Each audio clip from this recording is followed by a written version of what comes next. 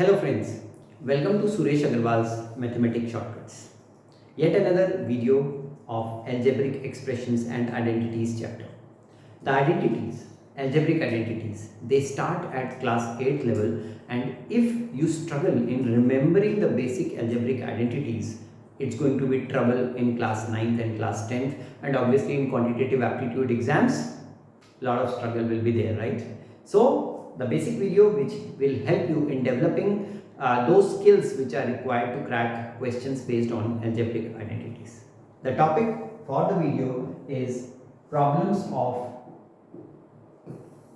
algebraic identities, and watch out, very important video. Learn the entire thing, don't leave it in between, okay? Watch the complete video.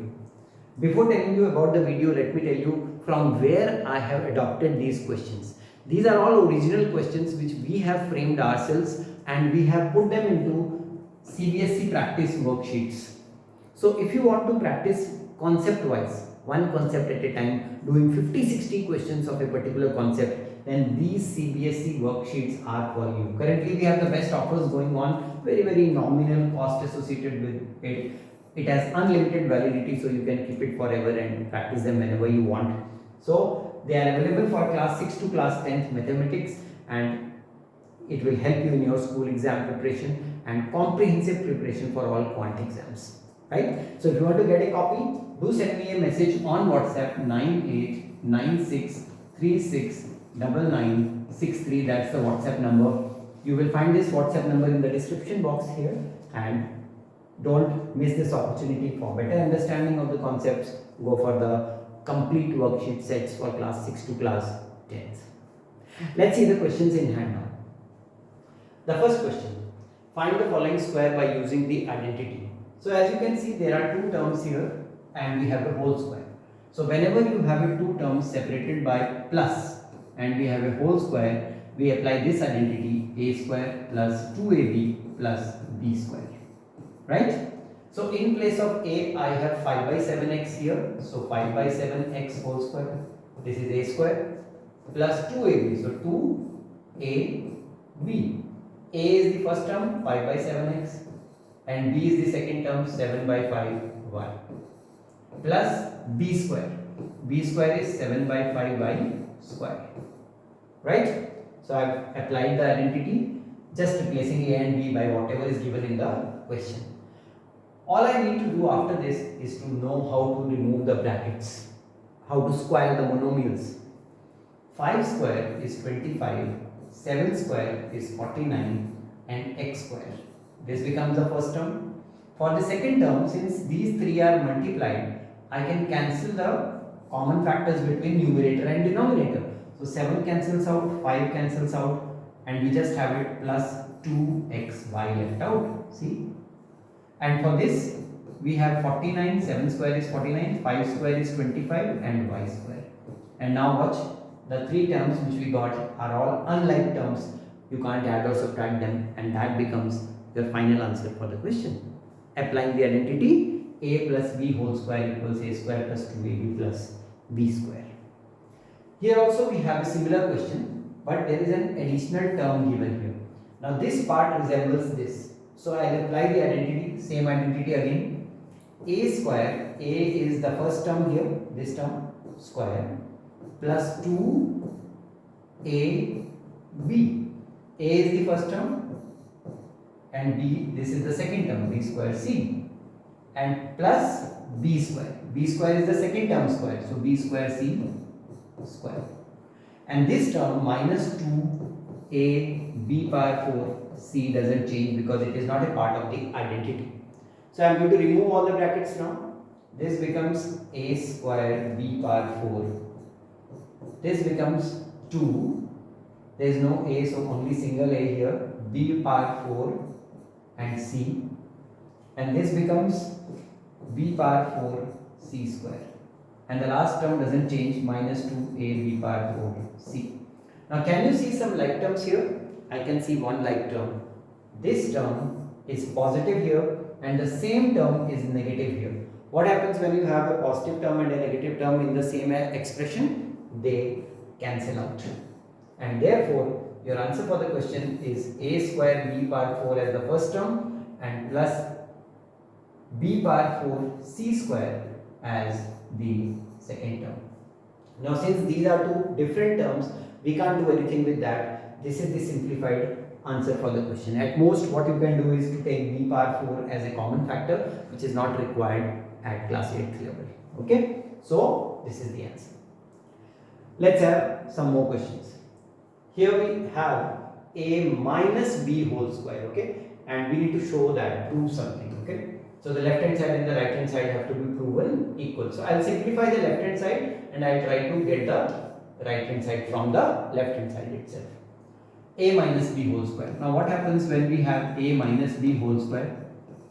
Just like the previous identity, only the middle term changes sign, this term. Earlier a plus b whole square was a square plus 2ab plus b square. Now it is minus 2ab. Remember, the squares are never negative. So in the identity also they will always be positive, whether it is a plus b whole square or a minus b whole square. Okay. Now let's apply that identity here. 9 by 7x square minus 2 9 by 7x and 7 by 9y plus 7 by 9y whole square. See, I used a minus b whole square in this bracket, and plus 2xy forms the last part, which is outside the identity, so no change there. Remove the brackets. This is 81 by 49 x square. Here the 9 cancels out, the 7 cancels out, you have minus 2xy and plus 49 upon 81 y square and plus 2xy. So I can see a like term, minus 2xy cancelling plus 2xy, and so what do I get? I get 81 by 49 x square and the last term here plus 49 by 81 y square. And see the right hand side, it is exactly the same as we received here from the left hand side. And so when you took up the left hand side, you obtained the right hand side, which proves the required result. So whenever the question is prove that or show that, you have to take one side, simplify it and get it to the other side. Okay, let's see the next one. Another application of the same identity, a minus b whole square. 995 square is very close to 1000, right? So I will write it as 1000 minus 5 whole square, and I will apply the identity a minus b whole square here. A square, which is 1000 square, minus 2ab plus b square. See, just open the brackets, 1 followed by how many zeros? 6 zeros, minus 5 2s are 10 followed by 3 more zeros and plus 25. So if you are able to subtract 1 followed by 6 zeros and 1 followed by 4 zeros, you will get your final answer for the question, right? So if you are not confident, write it like this and write it like this and then subtract. So 4 zeros will remain intact. This 10 minus 1 will become 9 and this will become 9. So 990000 and plus 25 gives us 990025 as the square of 995.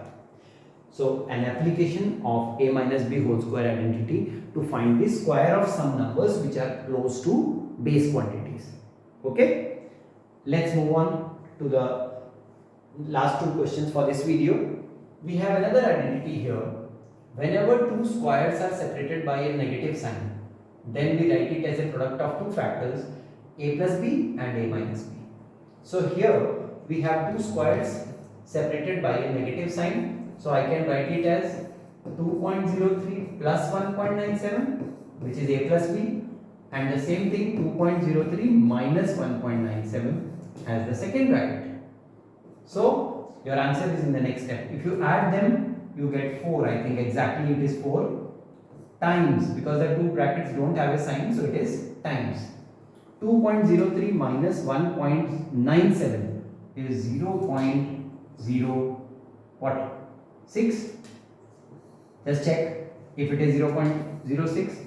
This is 0.03 more than 2 and this is 0.03 less than 2. So 1.97, and I think you will get the same thing, 6, 0 and 0, 0.06. So when you multiply them, 6 4s are 24. 2 digits, so 0.24 happens to be the correct answer for this particular question. You can square 2.03 and square 1.97 and then take the difference. You are going to get the same answer, 0.24.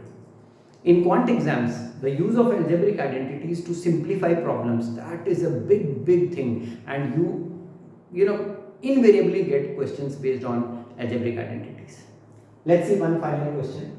Here we have x plus a times x plus b, so the first term is same but the second term is different, right? So we have an identity here. Here these two numbers are very close to 19. So either you can do 19 plus 0.5 or you can do 20 minus 0.5. Both ways it works. Okay. So whatever you are comfortable with, you can do that. I'll just do the first step. I'll write it as 19 plus 0.5 and 19 plus 0.7. And then apply this identity.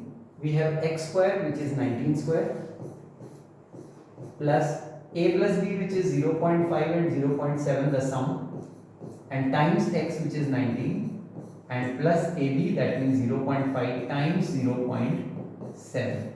So find these three terms. 19 square is 361, plus this is 1.2 times 19, and this is 7 5s are 35, so 0.35. See, I have done half of the question for you. Now multiply these two and add the three terms, you will get your final answer. I want you to post this answer in the comment box here. Okay, so comment, I'll reply to your comments. Let me see who gets the correct answer for this question. And this particular video obviously will help you in developing the basic knowledge of the basic algebraic identities. So do share it with all your friends. Do subscribe the channel. Along with subscribing, it is no use subscribing if you don't click the bell shaped icon to get all the notifications of the future uploads. So do click the bell shaped icon. Thanks for watching this amazing video and look for more such interesting and informative videos in future also. All the best.